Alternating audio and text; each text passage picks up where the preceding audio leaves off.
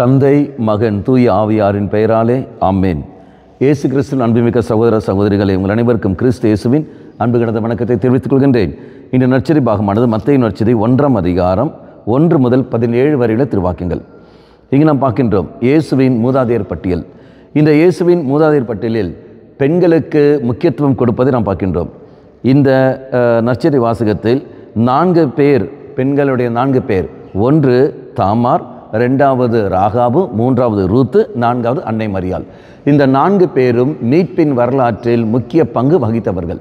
அப்படி என்றால் எவ்வாறு இந்த பெண்களுக்கு இந்த மீட்பின் வரலாற்றில் முக்கிய பங்கு இருக்கின்றதோ அதே மாதிரி நம்முடைய வாழ்க்கையிலும் பெண்களுக்கு அங்கே முக்கியத்துவம் நாம் கொடுக்க வேண்டும் என்பதுதான் தெய்வம் விரும்புகிற ஒரு சத்தியங்கள். அவர் எப்படி நாம் புரிந்து கொள்ள முடியும்? குடும்பத்தில் நாம் பெண்களுக்கு என்ன முக்கியத்துவம் கொடுக்கிறோம் பாருங்கள். தாய்க்கு என்ன முக்கியத்துவம் இதோ நாம் கொடுக்கின்றோம். கூட பிறந்த சகோதரிகளுக்கு என்ன முக்கியத்துவம் கொடுக்கின்றோம். நம்மிடத்தில் நண்பர்களாக இருக்கின்ற அந்த பெண்களிடத்தில் நாம் என்ன முக்கியத்துவம் கொடுக்கின்றோம். ஆலயத்தில் வருகின்றவர்கள் அந்த பெண்களுக்கு நாம் என்ன முக்கியத்துவம் கொடுக்கின்றோம். அவர்கள் எந்த விதத்தில் நாம் கண்டு கொண்டிருக்கின்றோம், அவர்கள் எந்த விதத்தில் நாம் நோக்கி கொண்டிருக்கின்றோம். இந்த மனநிலை நாம் பார்க்க வேண்டும். அவர்கள் வெறும் ஒரு கொச்சையாகவோ அல்லது வெறும் ஒரு பலவீனத்தோடு நாம் இருக்கின்றவர்களாகவோ அல்லது அவரிடத்தில் இந்த வேலை வாங்குகின்ற ஒரு மக்களாக மட்டும் நாம் இருக்கிறோம் என்றால் நிச்சயமாக மீட்பின் வரலாறுக்கு எதிராகவே நாம் போய்கொண்டிருக்கின்றோம். இங்கு நாம் பார்க்கின்ற அன்னை மரியாளை தெய்வம் அப்படி அல்ல. மாறாக அவள் வழியாக மீட்பரை எவ்வாறு கொண்டு வந்தார்களோ அதே மாதிரி இந்த பெண்கள் வழியாகவே பலவிதமான மீட்பு பணிகள் தெய்வம் நமக்கு தருகின்றார்.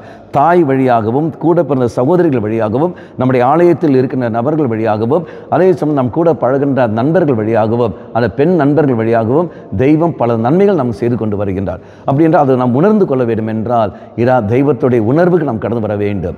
இறைவார்த்தை படித்து நாம் தியானிக்க வேண்டும்.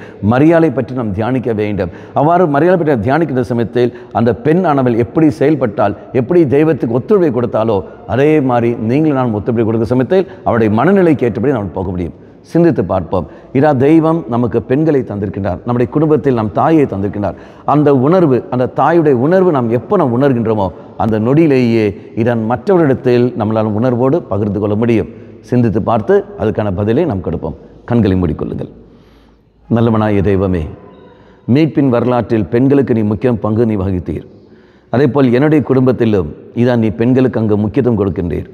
ஆனால் என் குடும்பத்தில் இருக்கிற தாய்க்கோ, என் கூட பிறந்த சகோதரிகளுக்கோ, அல்லது என்னுடைய பெண் தோழிகளுக்கோ, நண்பர்களுக்கோ, அல்லது நான் ஆலயத்தில் இருக்கின்ற சமயத்தில் நான் காண்கின்ற பெண்களையோ, அல்லது என்னுடன் பணி செய்கிற மற்ற பெண்களையோ எந்த விதத்தில் நான் மதிக்கின்றேன், அவர்களை எப்படி நான் மதிக்கின்றேன் என்பது ஒரு கேள்விக்குறியாக இருக்கின்றது. இயேசுவே, நீ பார்த்த பார்வையிலே நான் பார்ப்பதற்கும் உன்னுடைய கண்ணோட்டத்திலே நாங்கள் இருப்பதற்கு கிருபையை தந்துள்ளோம். எங்களை நீ தாமே ஆசீர்வதித்திலும் ஆரோக்கியமான சிந்தனைகள், ஆரோக்கியமான பார்வையை தந்து மீட்பின் வரலாற்றில் அவர்களுக்கும் நீ எவ்வாறு பங்கு கொடுத்தீரோ அதேபோல் இவர்களுக்கும் எங்களுடைய வாழ்க்கையில் முக்கியத்துவம் கொடுத்து வாழ எங்கள் சக்தியை தந்துள்ளோம். அம்மா மாதாவே, தெய்வ மாதாவே, எங்கள் மாதாவே, என் அன்னையே, விசேஷமாக எங்களுக்காக பரிந்து பேசும். ஆமேன்.